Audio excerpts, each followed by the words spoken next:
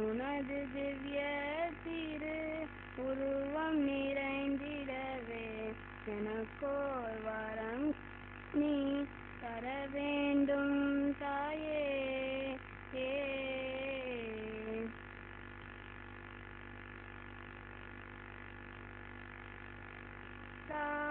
கற்பக தருவே கையிலையில் தபசு செய்த தாயே. காந்தன் கபாலியை மனம் கொண்ட மாயே. கந்த கணபதியின் மங்கள அன்னையே. எனக்கோர் வரம் நீ தர வேண்டும் தாயே. உன் மலர் பாதத்தில் மாலையாகிடவே எனக்கோர் வரம் நீ தர வேண்டும் தாயே.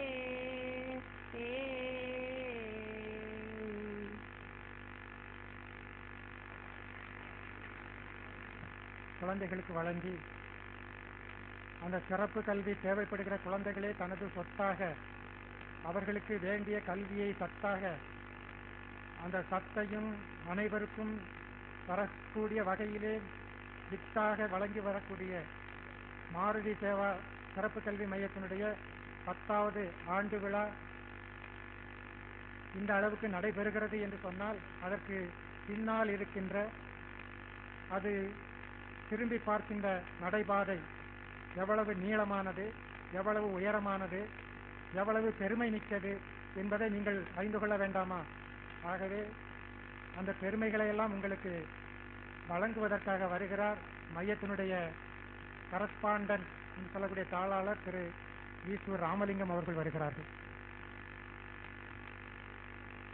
அனைவருக்கும் வணக்கம். பல்வேறு துறைகளை சார்ந்த அறிஞர் பெருமக்கள் வருகை தந்துள்ளனர்.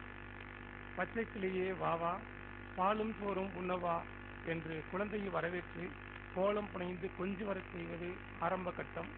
படிப்படியாக வளர்ந்து ஜடாகாத்தரம்புள்ள இளைஞராக பார்க்கும்போது ஒளிப்படைத்த கண்ணினாய் வாவா, உறுதி கொண்ட தோழினாய் வாவா என்று பாரதியார் அழைப்பதை போல நாடும் வீடும் நலம்புற வாழ வாழ்வுக்கு இளைஞர் வரவேற்பது அடுத்த நிலை. பட்டை போட போடத்தான் பளபளக்கும் வைரமே, மெருகு கொடுக்க கொடுக்கத்தான் மினுமினுக்கும் தங்கமே, அரும்பு விரியத்தான் அழிக்கும் பெருகத்தான் அமைதி அடையும் உலகமே என்று இந்த இளைஞர்கள் பட்டை போட்டு பளபளக்க வந்திருக்கும் சிறப்பு விருந்தினர்கள். வெளியே சாம்பல் பூத்திருந்தாலும் உள்ளே தீபம் ஏற்றும் நெருப்பு கணனன்று கொண்டிருக்கிறது என்பதை உணர்ந்து அதனை வெளிக்கொண்டு வர அயராது உழைக்கும் எங்கள் சிறப்பு பள்ளி குழந்தைகளை வாழ்த்த வருகை தந்திருக்கும் உங்கள் அத்தனை பேரையும் இத்தனத்தில் வருக என ஒட்டுமொத்தமாக வரவேற்பதில் மகிழ்ச்சி அடைகிறோம். 3 குழந்தைகளும் தொடக்கப்பட்ட இப்பள்ளி இப்பொழுது 75 குழந்தைகளை நெருங்கிக் கொண்டிருக்கிறது. சேது பாலம் கட்ட ராமபுராண கோதையா அணிலை போல நான் நல்லதொரு சமுதாயத்தை உருவாக்க எங்களால் இயன்ற சிறிய பணியை செய்து கொண்டு வருகிறோம். இச்சேவையை மாருதி சேவா சிறப்பு பள்ளியை பாராட்ட வருகை வந்திருக்கின்ற சார்ந்தவர்களே, தங்களது குழந்தைகளின் அருமை பெருமைகளை கண்டு கழிக்க பெருமையுடன் வருகிற மீது வரவேற்கிறோம். இந்த விழாவினுடைய சிறப்புரை மற்றும் வாழ்த்துறை வழங்க விருந்தினர்களுக்கு நான் ஒவ்வொரு வரையிலையும் ஒவ்வொரு பற்றி சொல்லிக்கிறேன். ஏன் இந்த முறை ஆண்டு விழாக்கள், பொதுவாக ஆண்டு விழாக்கள் ஏன் கொண்டாடுறோம் நாங்கள் நினைக்கிறது அப்படின்னா, ஆண்டு முழுக்க பெற்றோர்களும் சரி, ஆசிரியர்களும் சரி, குழந்தைகளும் சரி ரொம்ப கஷ்டப்பட்டு அந்த கல்வியிலேயே திளைக்கிறாங்க. கல்வி திருப்பி எப்போ படி எழுது ஹோம்ஒர்க்னு சொல்லி இந்த ஆண்டு விழாக்களை எல்லாத்தையும் மறந்து, அதாவது எப்படி விடுமுறை கிடைக்க போது அந்த மறந்து சந்தோஷமாக்குறதாக இந்த ஒரு ஆண்டு விழாக்கள் அடிக்கடி கொண்டாடுறது. இந்த விழாக்களில் என்னை கூட இந்த 10வது ஆண்டு விழாக்கு இவ்வளோ சிறப்புகளை போட்டுக்கிறீங்களே, இதுனா விழா கொண்டுறீங்களான்னு கேட்டாங்க. பட் நான் மனசு நினைச்சது அப்படின்னா, இந்த துறைக்கு நான் வந்த பின்னாடி எனக்கு முன்னோடிகளாக இருந்தவங்க, எனக்கு ஊக்குவித்த எவ்வளவோ சிறப்பு பள்ளிகள் இந்தியாவில் இருக்குது. ஆனால் சிறப்பு பள்ளிகள் பார்த்தீங்கன்னா 1, 2, 3 தான் நான் சொல்லலாம். எனக்கு தெரிஞ்சு உண்மையிலேயே சிறப்பு குழந்தைகள் அங்கே சிறப்பான பயிற்சி பெற்று சிறப்பாக வாழ்க்கையிலே தன்னிச்சையாக ஈடுபடுறாங்கன்னா ஒரு புரிந்த பள்ளிகளை மட்டும்தான் சொல்லலாம். அதுக்கு எங்களுக்கு முன்னோடிகள் இருந்தவர்கள் பார்த்தீங்கன்னா அரசு அதிகாரிகள், சான்றோர்கள், இதுக்கு முன்னாடி எங்களுக்கு முன்னாடி இந்த சீனியர்ஸ் மூத்தவர்கள்.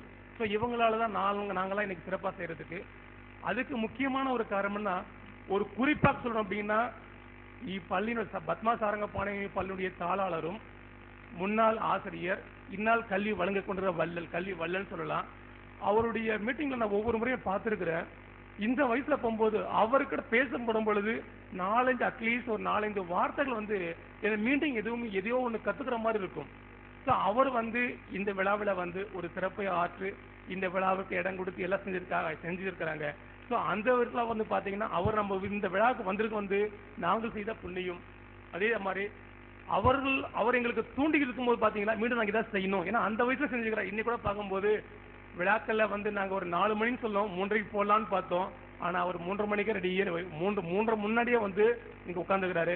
அவர் வந்து இவ்விழாவில் கலந்து கொண்டு எங்கள் குழந்தைகளை நீங்க வாழ்த்தினால் கண்டிப்பாக வளருவார்கள் என்று சொல்லி இந்த விழாவிற்கு வருக வந்ததற்கு நன்றியை தெரிவித்துக் கொள்கிறோம். குறிப்பாக இதுல என்ன சொல்லணும், அடுத்து வந்து டாக்டர் கோவலன் அவர்கள் ஒரு பெரிய மருத்துவர், MS, MCH. அவர் மக்கள் மருத்துவர் ஒரு மாத இதழில் நான் படித்தேன். அந்த மக்கள் மருத்துவர் பார்த்த உடனே ஒரு எளிமையான மருத்துவர், சிறந்த மருத்துவர்.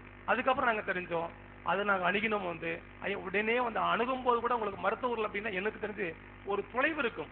நம்ம மருத்துவர்ல பேசும்போது ஒண்ணு, அங்க செயல்கள் வேற மாதிரி இருக்கும். இந்த மருத்துவர் அப்படி கிடையாது. சொன்ன உடனே நாங்க வருவன்னு சொல்றாங்க. இவர் வந்து IMA பிரசிடென்ட் ஆக்குறாங்க, இந்தியன் மெடிக்கல் அசோசியேஷன் பெரம்பூர்ல. அவர் வந்து உடனே வரணும்னு ஒத்துக்கிட்டாரு. அவருடைய வருகை வந்து வரவேற்கிறோம். அடுத்து மிஸ்டர் பாண்டியராஜன் சமூக நலத்துறையில வந்து இந்த முறை நான் சமூக நலத்துறையில வந்து குழு, அதாவது குழந்தைகள் நல குழு உறுப்பினரா இருக்கிறேன். எனக்கு இந்த துறையில வந்து 19 வருடங்கள் இருந்திருந்தாலும் இந்த சமூக பாதுகாப்பு துறையில ஒரு 4 வருடங்கள் எனக்கு பழக்கம் இருக்கும். அந்த துறையில இந்த கமிஷனர் ஆணையர் வரைக்கும் கீழே ப்ரொபேஷன் ஆபீஸ் கீழே ஸ்டாஃப் எல்லாருமே குழந்தைகள் குழந்தைகள் குழந்தைகள் குழந்தைகள் நம் நலன் என்ற விதத்தில் இருக்கும்போது இதுல வந்து நாங்க ஏதாவது சமூக பாதுகாப்பு துறையில ஆணையருக்கு அடுத்து ஏதாவது கூப்பிடா நீங்க ஏடியை கூப்பிடுங்க சார்னுவாங்க. ஸோ ஏடிக்கு உண்மையில பாத்தீங்களா அவருக்கு கூட ஒரு குழந்தைகள் உண்டு.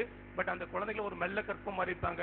அந்த குழந்தை இருந்தால் கூட மற்ற குழந்தைங்க மேல அக்கறை கொண்டு அந்த துறைக்கு வந்து உழைக்கிறாரு. அப்படி உழைக்கிறாரு வந்து வெளியூருக்கெல்லாம் போயிட்டு. அது கூட குறிப்பாக நாங்க இப்போ எனக்கு ஒரு 2 வாரமா தான் ஒரு பழக்கம்.